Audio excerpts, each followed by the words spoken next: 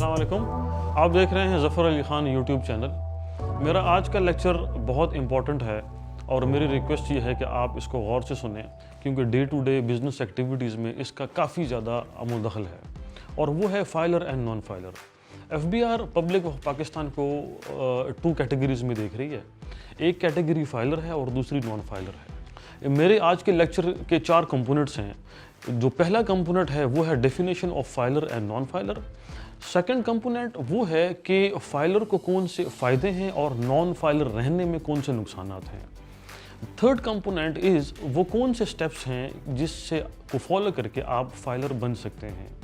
और चौथा कंपोनेंट ये है कि कौन फाइलर बन सकता है। ये 4 कंपोनेंट मैं आज डिस्कस करूँगा, इसको आप गौर से सुनिएगा, जो कि इंडिविजुअल और इनकॉर्पोरेशन में बहुत इम्पॉर्टेंट है पाकिस्तान में। पहला definition of filer and non filer. Filer वो है कि जो एक स्पेसिफिक टाइम पीरियड का फाइनेंशियल स्टेटमेंट और अपनी टैक्स रिटर्न्स हुकूमत को शो कराए, और उनमें जो 4 कैटेगरीज हैं वो हैं income, expenditures, assets and liabilities.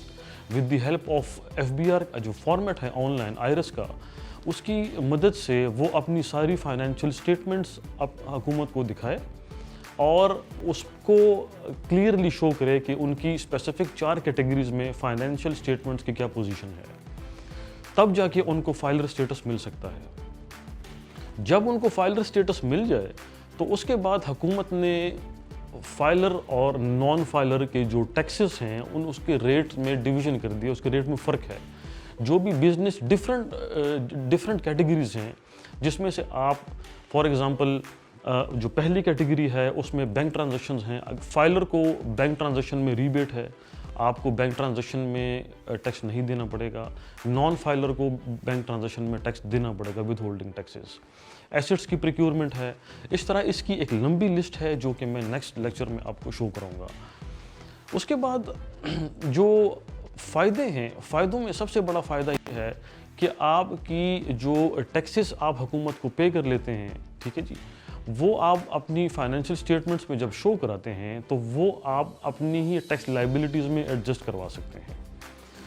Adjust करवाने के बाद जो रिमेनिंग टैक्स लाइबिलिटीज़ हैं वो आप हुकूमत को पे कर दें, ठीक है जी। वो आप हुकूमत को पे करके अपनी फाइनेंशियल पोजीशन क्लियर कर सकते हैं हुकूमत के सामने। जो तीसरा स्टेप है वो बड़ा इंपॉर्टेंट है कि वो कौन से इंपॉर्टेंट स्टेप्स हैं जिसमें से आप नॉन फाइलर जो है वो फाइलर बन सकता है। सबसे पहला स्टेप ये है कि इंडिविजुअल या इनकॉर्पोरेशन ने अपनी रजिस्ट्रेशन करवानी है ऑनलाइन विद FBR। उसके बाद स्पेसिफिक ईयर या स्पेसिफिक डेट्स पे आपने अपनी फाइनेंशियल स्टेटमेंट्स और टैक्स रिटर्न्स सबमिट करवानी है, और उसके बाद अपनी ATA सरचार्ज फीस सबमिट करनी है ताकि आप एक्टिव टैक्स पेयर लिस्ट में आ सकें। एक्टिव टैक्स पेयर लिस्ट में आने के बाद आप वो सारी फैसिलिटीज़ अवेल कर सकते हैं जो हुकूमत ने फाइलर्स को दी हैं, और उसमें से जिस तरह मैंने पहले भी कहा है कि उसकी एक लंबी लिस्ट है कि कौन कौन से टैक्स रिबेट्स फाइलर्स को मिल सकते हैं, वो मैं आपसे अपनी 3rd वीडियो में शेयर करूँगा। उसके बाद सबसे इम्पॉर्टेंट बात यह है कि कौन फाइलर बन सकता है और कौन फाइलर नहीं बन सकता। हर वो पाकिस्तानी जिनके पास पाकिस्तानी नेशनल आइडेंटिटी कार्ड है वो फाइलर बन सकते हैं, और जिस तरह मैंने आपको बताया कि वही स्टेप्स फॉलो करने के बाद आप फाइलर बन सकते हैं।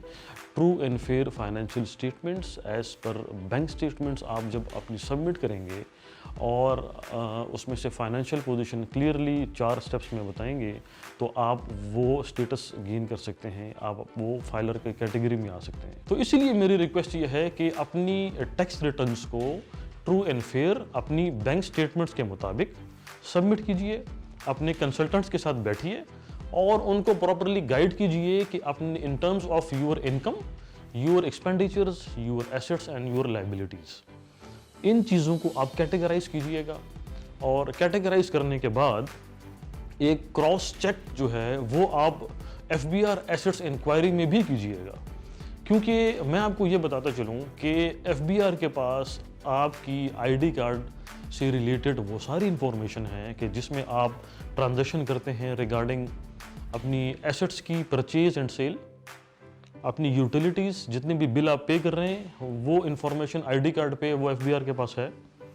आप गाड़ी परचेज सेल कर रहे हैं वो इंफॉर्मेशन FBR के पास है।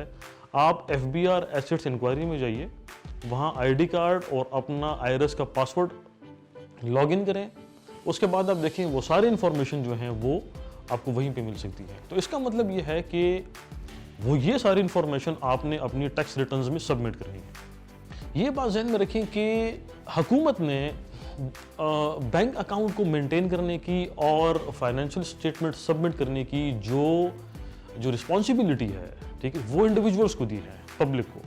دیکھیں ہر انڈیویجول یا کمپنی اپنا بینک اکاؤنٹ خود مینٹین کرتی ہے اور اپنی ٹیکس ریٹرنز بھی خود سبمٹ کرتی ہے, لیکن حکومت کے پاس یہ فنکشن ہے کہ وہ دونوں کو کسی بھی وقت کمپیئر کر سکتی ہے. لیکن وہ جب کمپیریٹیو انالیسس بنائے گی آپ کی فائنینشیل اسٹیٹمنٹ اور آپ کی بینک اسٹیٹمنٹ, اور وہ اگر آپ سے ان کو نظر آئے کہ جی اس میں تو ڈفرنس ہے, کیونکہ جو ایسی ٹرانزیکشن جو آپ کے بینک میں ریفلیکٹ کر رہی ہوں انکم, وہ آپ نے اپنی ٹیکس اسٹیٹمنٹ میں ریفلیکٹ نہیں کی, تو پھر آپ کو ڈیفیکلٹی ہو سکتی ہے. یہ بات ذہن میں رکھیں کہ ہر وہ پاکستانی نیشنل جس کے پاس پاکستانی NIC ہے وہ فائلر بن سکتا ہے, ٹھیک ہے جی, وہ فائلر بن سکتا ہے اور وہ فائلر ہونے کے جتنے بھی بینیفٹس ہیں وہ اویل کر سکتے ہیں. اس میں سے کوئی بھی ایج کی لمٹ نہیں ہے. جن کے پاس نادرا کی طرف سے ID کارڈ مل گیا وہ اپلائی کر سکتے ہیں آن لائن اور اپنی فائنینشیل اسٹیٹمنٹ شیئر کر کے وہ فائلرز کی بینیفٹس لے سکتے ہیں, ٹھیک ہے جی. اس بات کو آپ ذہن میں رکھیں, یہ بہت امپورٹنٹ ہے. میرے خیال میں اس ویڈیو میں جو یہ انفارمیشن میں نے آپ کو دی ہے کہ فائلر کے بینیفٹس کیا ہیں اور فائلر بننا کس طرح ہے, یہ کافی ہے. اس میں تھرڈ ویڈیو میں انشاءاللہ میں آپ کو کیٹیگری وائز بتاؤں گا کہ فائلر بننے کے بعد کہاں کہاں سے کتنے ریبیٹس آپ کو مل سکتے ہیں, بینک سے لے کے انشورنس کمپنیز میں یا ایسٹس کے پریکیورمنٹ میں یا ادر ٹرانزیکشن میں, اور نان فائلر رہنے میں آپ کو لاسز کون کون سے ہیں.